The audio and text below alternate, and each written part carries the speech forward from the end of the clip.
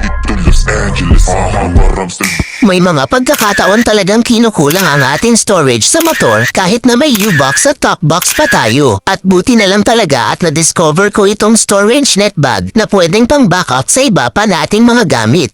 Kaya dito ko na rin inilalagay ang aking kapote at shoe cover na kahit basa, nakakatulong habang nasa trabaho ako or kung saan man ako pumupunta.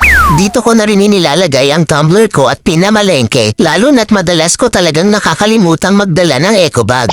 Marami ka pang gamit na pwedeng ilagay dito at nakita ko nga sa ibang video na pati nutshell helmet ay kasya dito. At dahil wala ako nun para ipakita, ito na lang basurahan ang ilalagay ko. Sobrang stretchable at tibay naman kasi talaga ng net na to. May kasama na pala itong mga tornilyo kaya napakadali lang nitong ikabit. Kaya kung gusto mo rin ng katulad nito, check out ka na dito.